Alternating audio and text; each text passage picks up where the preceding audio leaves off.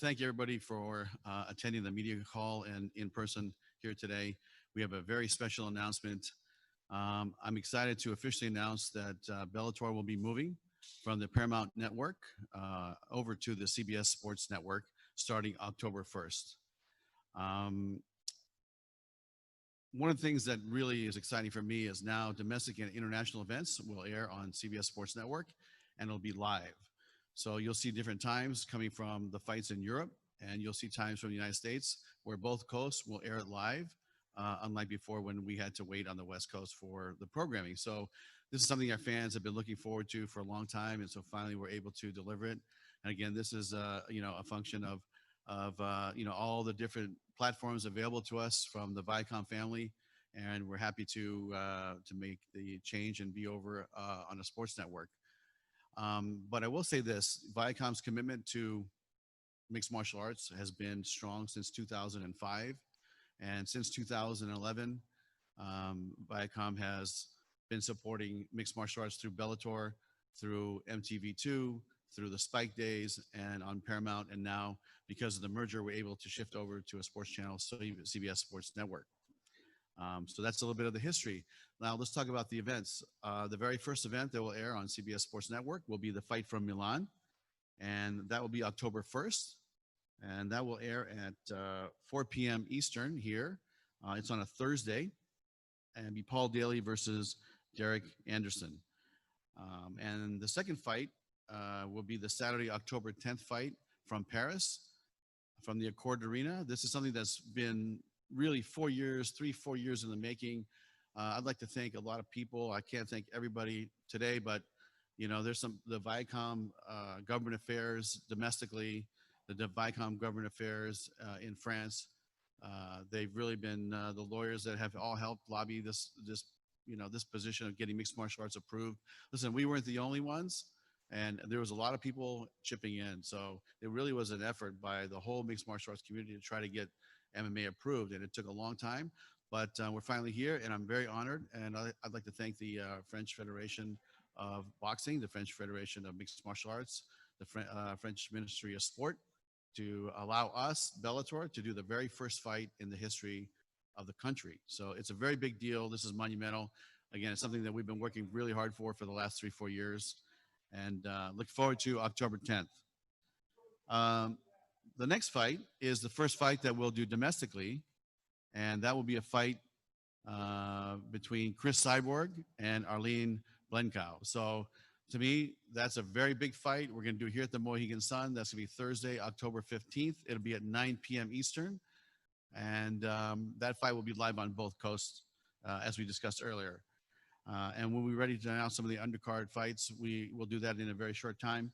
And I do have one more great fight that we're going to announce today that really hasn't really been talked about, and that's the fight on October 29th.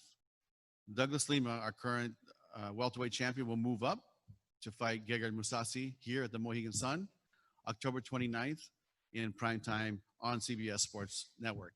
So I feel like we've made up all the fights that we had originally planned before COVID hit.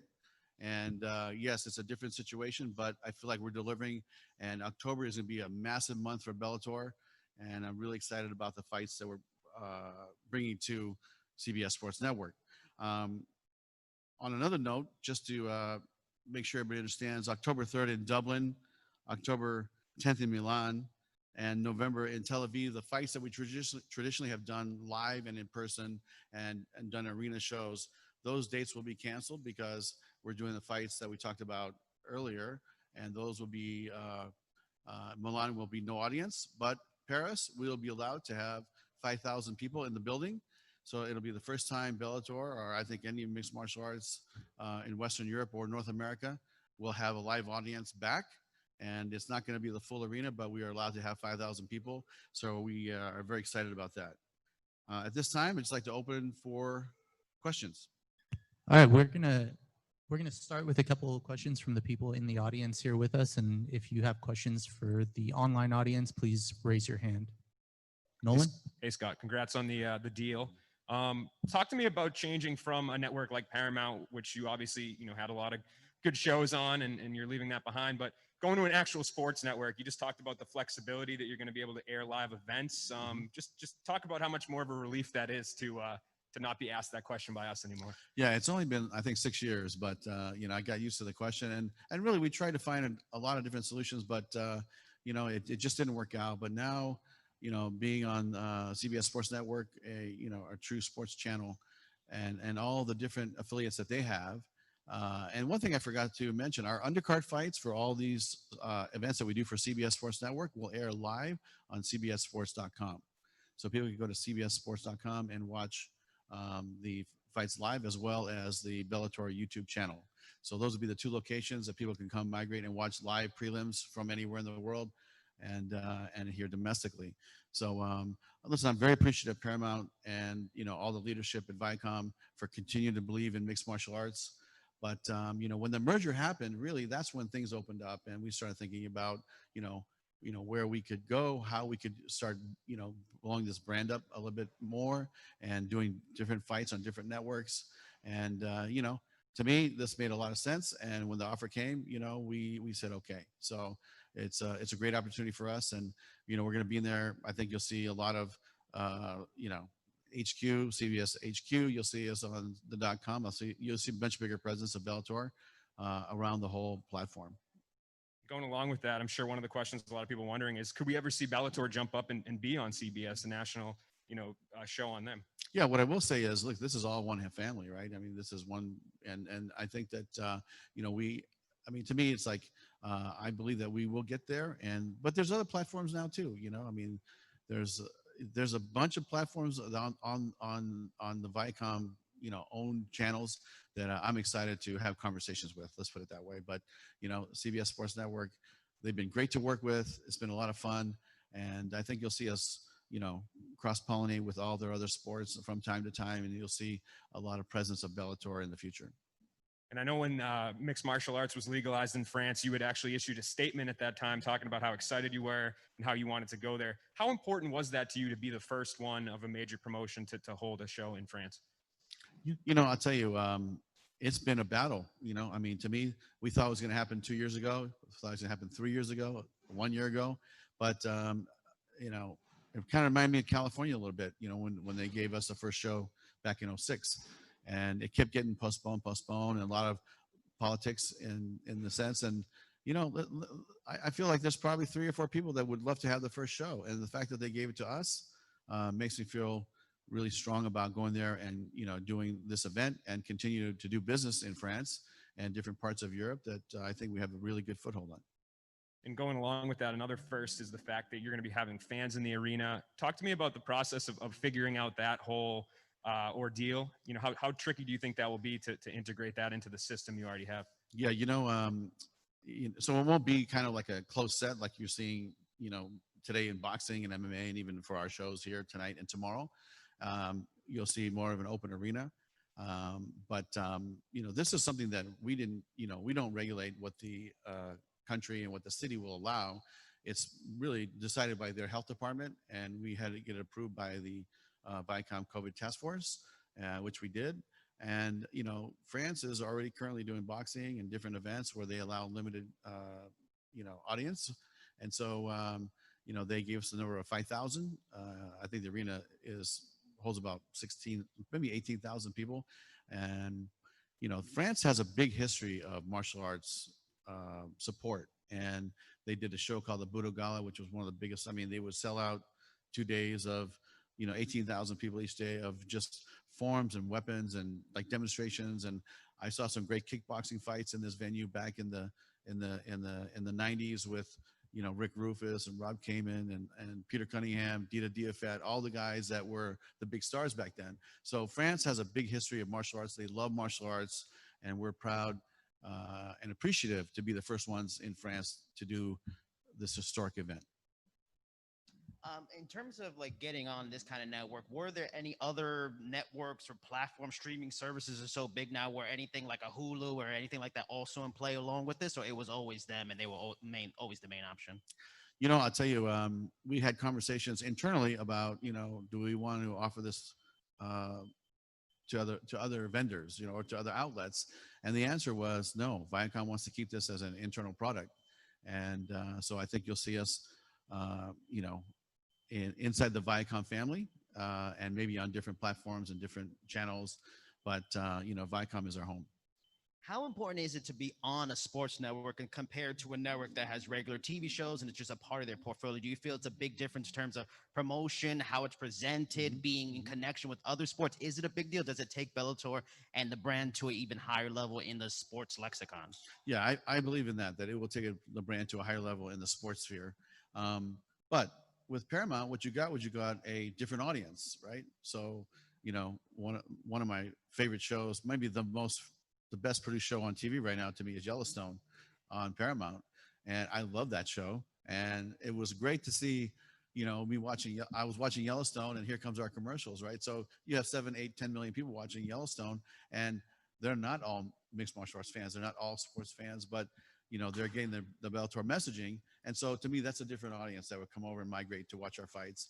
And now I think you'll see a much more, centered sports fan that comes and tunes in to these fights. But if you look at this lineup, this is a killer lineup for October, and doing 4 fights on CBS Sports Network, and they're all going to be live everywhere in the world, and it's going to be fantastic.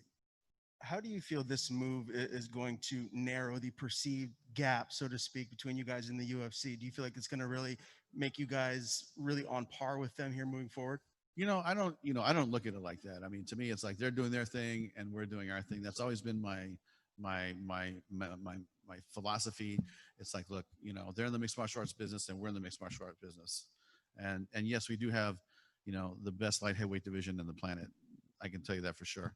But other than that, like, they're doing their thing. I wish them luck. You know, we're doing our thing. And you know what, combined, you know, I mean, you know, it's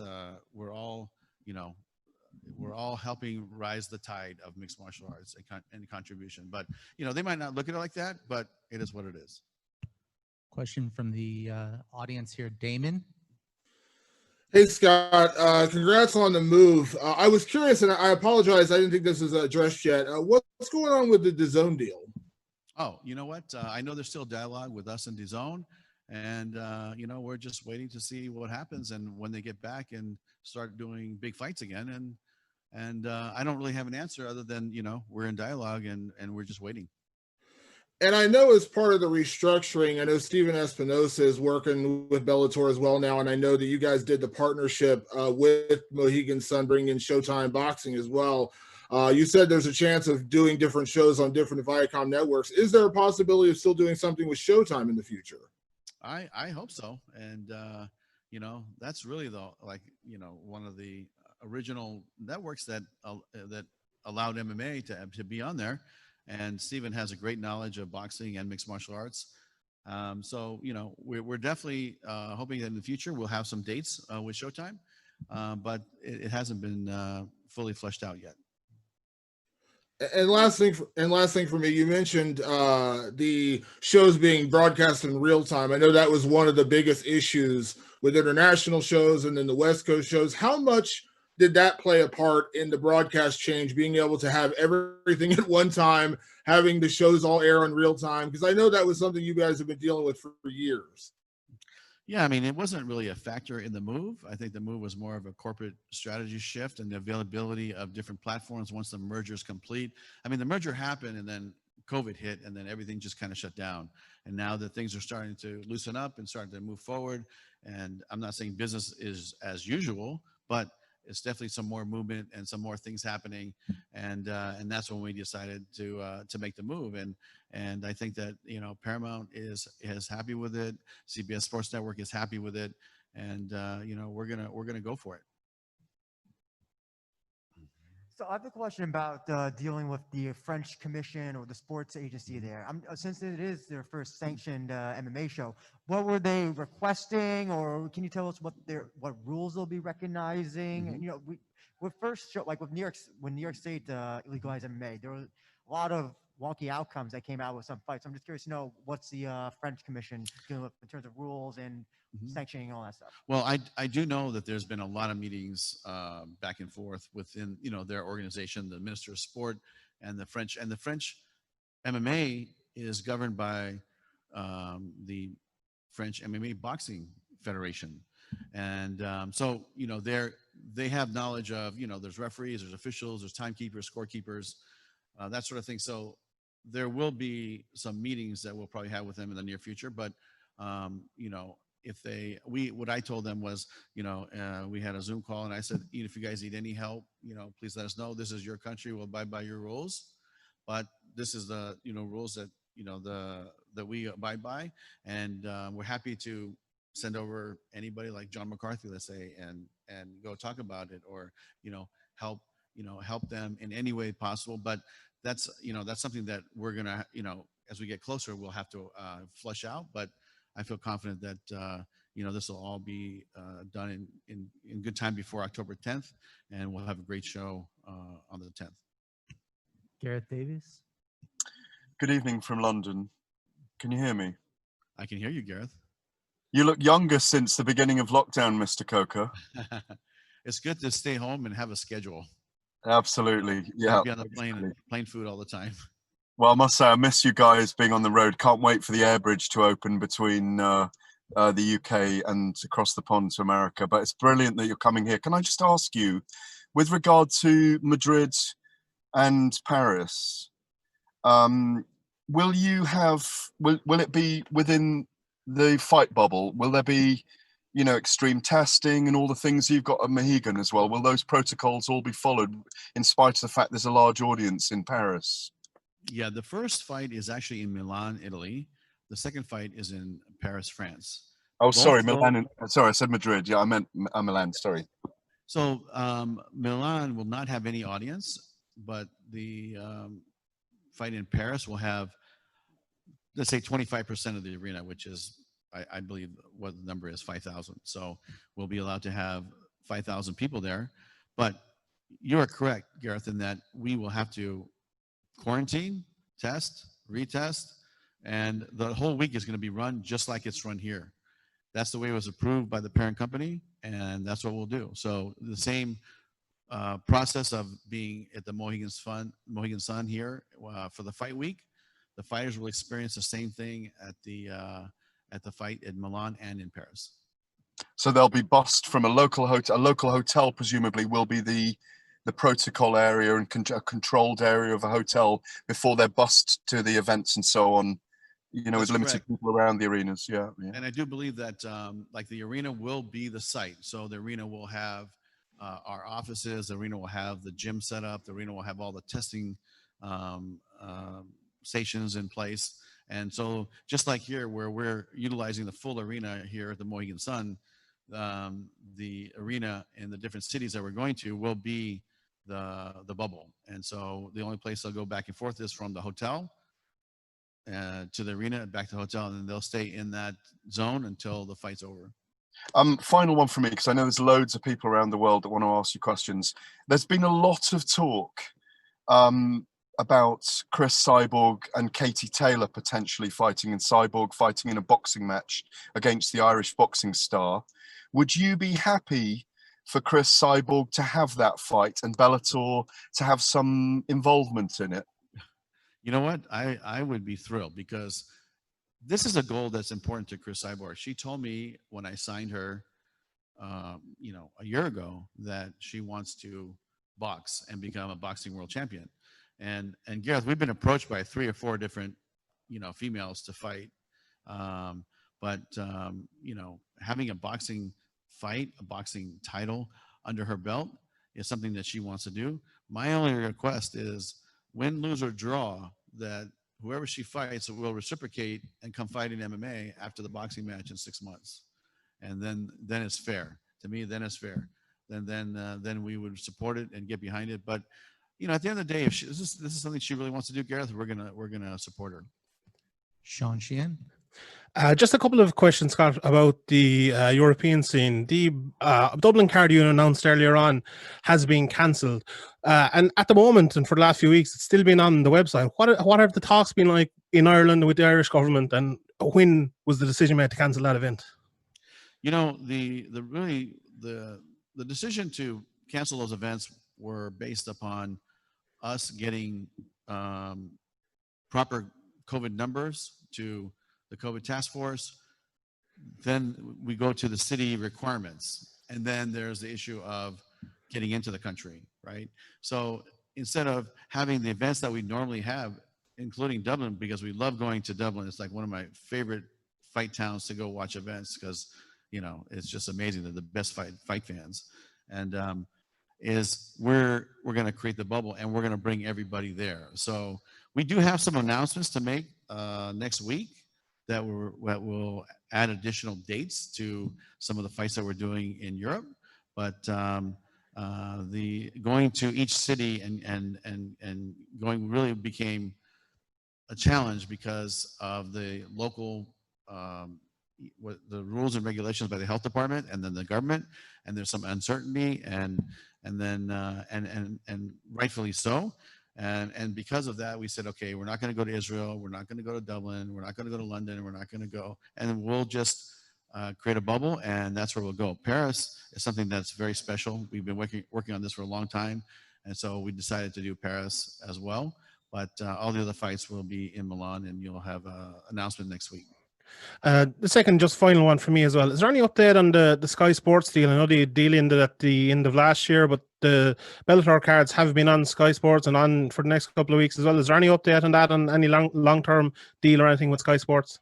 Yeah, I think our international sales department is working on that, but I do know that these fights coming up will be on Sky Sports, right? The ones that are from Milan and Paris, or here?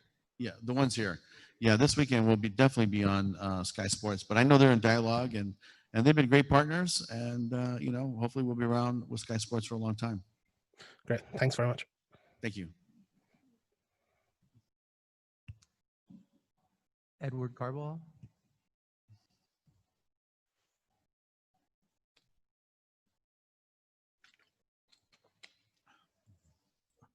Hi, Mr. Coker. I'm wondering if, with all the talk with the boxing and MMA deal with CBS Sports, I know the event in Paris also has got a couple of boxing matches attached to it.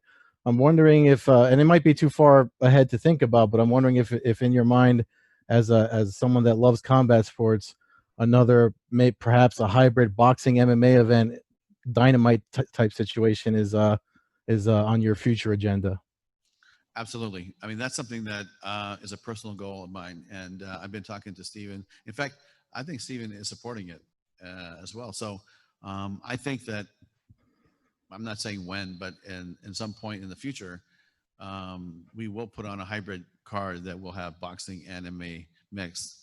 And that will be a very, very cool event. Thank you. We'll go to Giancarlo Aulino. Hi, Scott. One of the things that have been going on has been that Featherweight Grand Prix. Just curious if there's an update on that. And do you have any other divisions in mind if you wanted to go and do that again?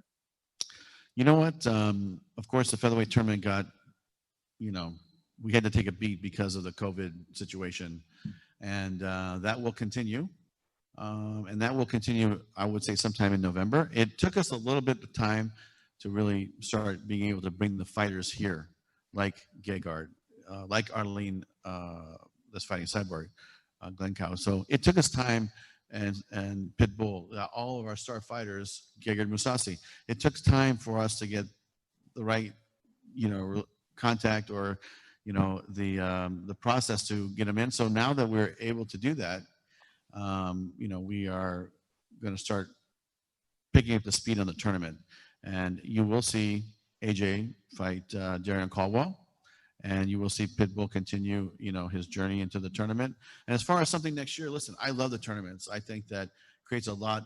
Tournaments create stars. When I worked for K1, that's what I really, really understood is that, these tournaments, if they're done right with the right fighters, they will create stars. And so to me, I think we should continue the tournament. It's nice to have a 7-fight series within our overall series. I think it works. And I think that, to me, the weight class or the female, I think it should be a female tournament. And, I'm not committing, but I think the 125-pound weight class looks very attractive to me.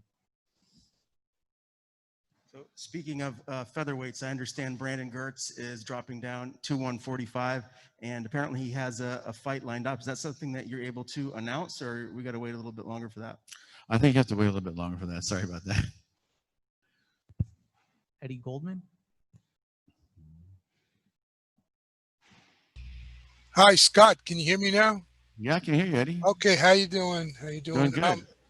A question about, is this part of an upgrade of CBS Sports Network? Because since the remerger of Viacom and CBS, it looks like they're trying to put more live and top level events on that network. So do you view it as part of that whole process? Well, you know, when I watch CBS Sports, I see college football, I see WNBA, I see PBR, I see, you know, a lot of great sports, and now you'll see MMA. And I think that you know, the way they have embraced us and really wanted to support us and get behind us, it makes me feel really encouraged about the future promotion and all the, like I said, the cross marketing, the cross pollination of our sport into regular sport, and I think that it's going to work. I think that it's a good fit for us. Have there been any discussions about what's planned? What I've been reading about, there's a plan for next year to upgrade and reorganize CBS All Access, the streaming service, and sort of consolidate a lot of the streaming platforms that they have. Has there been any talk about possibly in 2021 or after putting Bellator on a revamped and expanded and renamed also CBS All Access? You know, those conversations have not happened. We are talking to the digital side, but that's mostly for, you know, CBSSports.com, which will air our prelims, things that relate directly related to Bellator. But listen, that CBS All Access app is, I have it personally. I think it's amazing. You have such great content on there. And, you know, don't be surprised if we do something one day. But right now, you know, we are a CBS Sports Network product, and we're gonna put on some great shows. As you can see, like I said, this lineup is a killer lineup. And you're going to have Gegard Mousasi fighting Lima, Douglas Lima. You're going to have Cyborg. You're going to have Paul Daly, Czech Congo, MVP. I mean, it's some, you know, big star power driving Bellator into CBS Sports Network. Apologies if we didn't get to you. We'll take our final question from Kevin Varghese. Hey, Mr. Coker, congratulations, first of all, on the deal with CBS and you know, holding your first event in France. Could you mind walking, like, the moment they announced, hey, MMA is coming into France, like, did you immediately get in touch and try to see, hey, how can we get the gears working with the French Federation? And how long did the process take before it finally got finalized? You know, we were in the mix way before they approved the sport of MMA in France. And we were there monitoring the situation. And, you know, what happened was when they said we're going to legalize it, then it became, okay, who's going to govern it? Is it going to be the Kickboxing Association? Is it going to be the Judo Association or Federation?